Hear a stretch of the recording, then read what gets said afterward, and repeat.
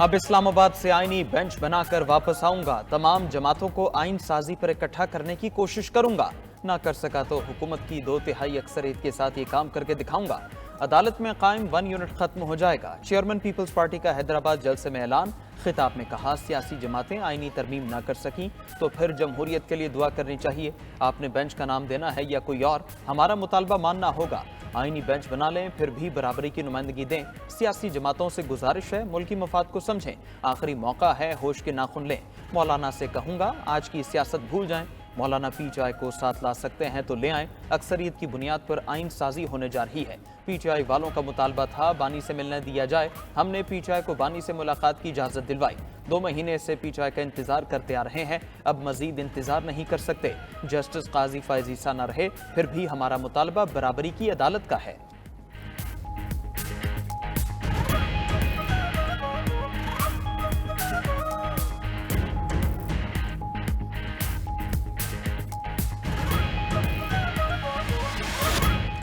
आईनी तरमीम का मुसवदा मुतफिका तौर पर मंजूर कर लिया गया। पार्लियामेंट के खुसूसी कमेटी के सरबराह खुर्शीद शाह का दावा, कहा कि समुंदर पार पाकिस्तानियों के इलेक्शन लड़ने की तजवीज पर इत्तफाक किया गया।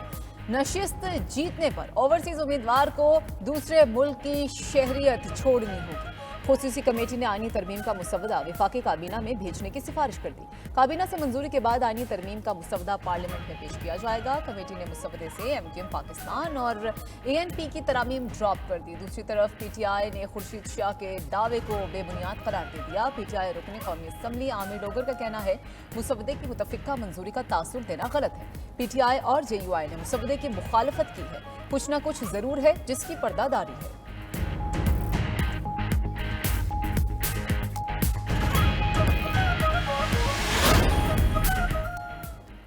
26वीं आईनी तरमीम में अस खुद नोटिस का इख्तियार चीफ जस्टिस से वापस लेने की तजवीज़। चीफ जस्टिस पाकिस्तान का इंतखाब 3 सीनियर तरीन जजेस में से होगा।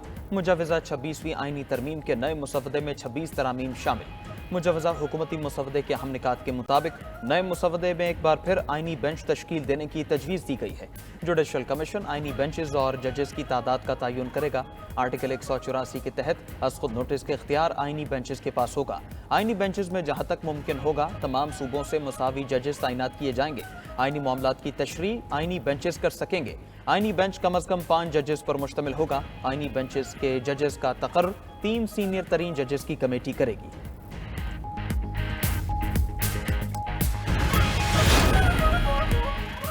आईनी तरमीम पर इत्तफाक राय के लिए मौलाना फजलुर रहमान के घर सियासी मुलाकातें। पीटीआई वफ्द के सरबराह जेयूआई फेज से मुलाकात के 2 दौर हुए।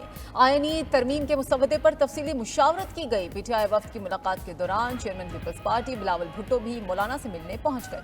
बिलावल भुट्टो का फजलुर रहमान से आईनी तरमीम पर तबादला ख्याल। चेयरमैन पीपल्स पार्टी ने पीटीआई के वफ्द से मुसाफिहा भी किया। बिलावल भुट्टो की आज रात कुछ देर बाद मौलाना फजलुर रहमान से मुलाकात फिर से शेड्यूल। सरबराह जेयूआई से आईनी तरमीम पर हतमी मुशावरत होगी।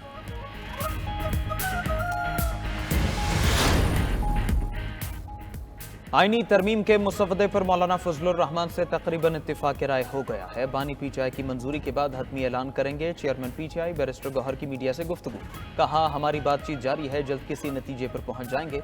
कमेटी ने वही ड्राफ्ट मंजूर किया जिस पर मौलाना के साथ हमारा इत्तिफाक राय हुआ। बिलावल भुट्टो से मुलाकात हुई थी लेकिन मुसवदे पर कोई बात नहीं हुई। अपोजिशन लीडर उमर अयूब का कहना है, हुकूमत आईनी तरमीम पर गैर संजीदा है। आईनी तरमीम के लिए हुकूमत के पास नंबर पूरे नहीं है। दूसरी तरफ पीटीआई की कमेटी को बानी चेयरमैन से मुलाकात की इजाजत मिल गई। पीटीआई कमेटी में बैरिस्टर गौहर, सलमान अकरम राजा, असद कैसर, हामिद रजा और बैरिस्टर अली जफर शामिल हैं। पीटीआई कमेटी आज सुबह 8 बजे अडियाला जेल में मुलाकात करेगी।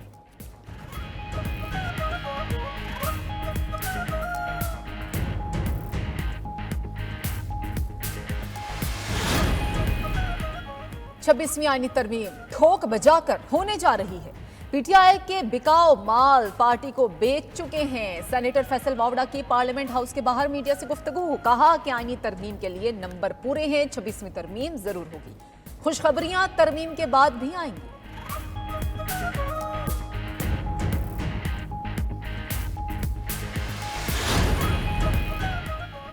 इलेक्शन कमीशन मखसूस नशिस्तें पीटीआई को दे। इलेक्शन कमीशन सुप्रीम कोर्ट के फैसले पर अमल दरामद का पाबंद है। इलेक्शन एक्ट में तरमीम से 12 जुलाई का फैसला गैर मौसर नहीं हो सकता। सुप्रीम कोर्ट के 8 अक्सरीती जजेस ने मखसूस नशिस्तों के केस में दूसरी वजाहत जारी कर दी। इलेक्शन कमीशन ने फैसले पर अमल के लिए दूसरी वजाहत जारी करने की इस्तदा की थी। सुप्रीम कोर्ट ने फैसले की वजाहत में कहा, इलेक्शन एक्ट तरमीम का असर हमारे फैसले को माजी में लागू करने की इजाजत नहीं देता। आर्टिकल 189 के तहत हमारे फैसले पर इतलाक लाजिम है। अक्सरीती जजेस का अपनी वजाहत इलेक्शन कमीशन को भिजवाने का हुक्म। कहा, हमने अपने तफसीली फैसले में तमाम आईनी सवालात के जवाब दे दिए हैं। तफसीली फैसला जारी हो चुका, अब किसी वजाहत की जरूरत नहीं रही। चेयरमैन पीटीआई बैरिस्टर गौहर अदालती वजाहत से मुतमईन।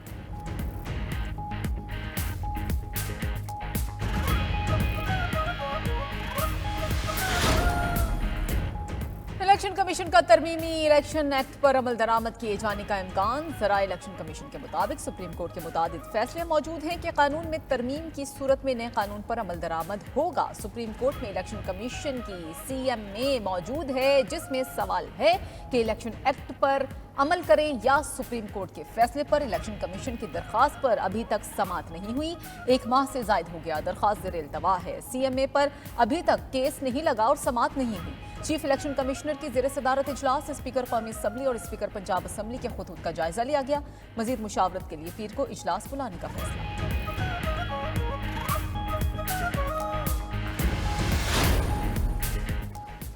पंजाब में प्राइस कंट्रोल यकीनी बनाने के लिए नया इदारा कायम। वज़ीर आला मरीम नवाज ने आलमी मयार के मुताबिक नए प्राइस कंट्रोल मैकेनिज्म की मंजूरी दे दी। प्राइस कंट्रोल के लिए आर्टिफिशियल इंटेलिजेंस इस्तेमाल करने का फैसला। गंदम और दीगर अजनास की पैदावार, दस्तियाबी और दीगर उमूर के तहत निर्ख मुकर्रर करने की तजावीज़ पर गौर। इम्पोर्टेड पाम ऑयल पर इन्हिसार कम करने के लिए सनफ्लावर, सोयाबीन और कैनोला की काश्त बढ़ाने के लिए इक़दामात का हुक्म दे दिया। मार्केट के निर्ख में इस्तेहकाम के लिए फोरकास्ट बुलेटिन जारी करने का फैसला भी किया।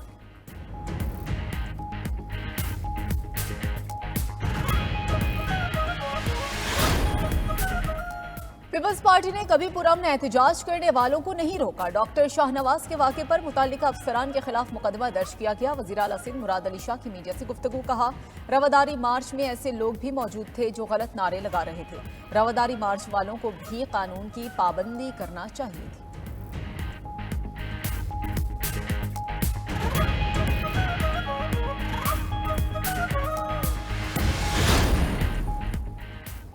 हमास ने याहिया सिनवार की शहादत की तस्दीक कर दी। गजा में हमास के सरबराह खलील हया का कहना है, जंग बंदी तक इसराइली कैदी वापस नहीं जा सकेंगे। इसराइल को मुहासरा खत्म करके अपनी फौज गजा से निकालना होगी। इसराइली आर्मी चीफ का कहना है, याहिया सिनवार टारगेट नहीं थे, आम ऑपरेशन में मारे गए, उनकी रफा में मौजूदगी का इल्म नहीं था। दूसरी जानिब अरब मीडिया के मुताबिक याहिया सिनवार की शहादत के बाद खालिद मशअल हमास के नए सरबराह हो सकते हैं। खालिद मशअल याहिया सिनवार की तरह इसराइल के खिलाफ लड़ने का तजुर्बा रखते हैं।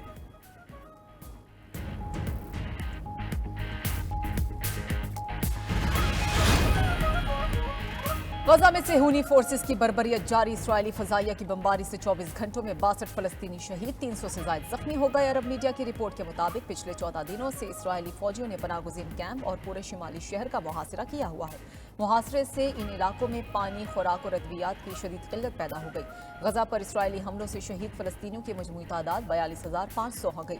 दूसरी तरफ इसराइल ने लबनान की शिमाली सरहद पर मजीद रिजर्व फौजी तलब कर लिए। अक़वाम मुत्तहिदा को अमन फौज के अड्डे के करीब सफ़ेद फॉस्फोरस बम के इस्तेमाल के सबूत मिल गए हैं। अमन फौज का कहना है कि इसराइली जारहत के बावजूद लेबनान छोड़कर कहीं नहीं जाएंगे।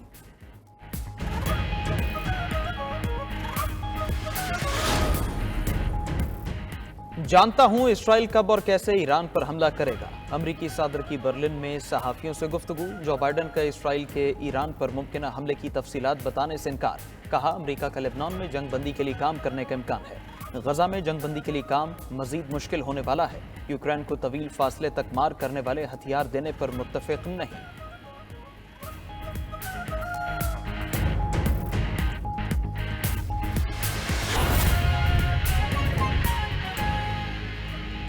पीटीआई रहनुमाओं को बानी तहरीक इंसाफ से मुलाकात की इजाजत मिल गई है। पीटीआई रहनुमा बैरिस्टर अली जफर का कहना है कि पीटीआई रहनुमा सुबह 8 बजे बानी से मुलाकात के लिए अडियाला जेल जाएंगे। 5 रुकनी कमेटी बानी पीटीआई से मुलाकात करेगी।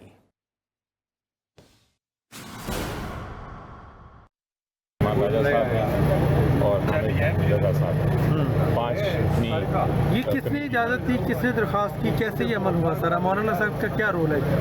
देखें, जो हुकूमत है उनसे रिक्वेस्ट की गई थी कि इसके बगैर तो आगे चल नहीं सकता।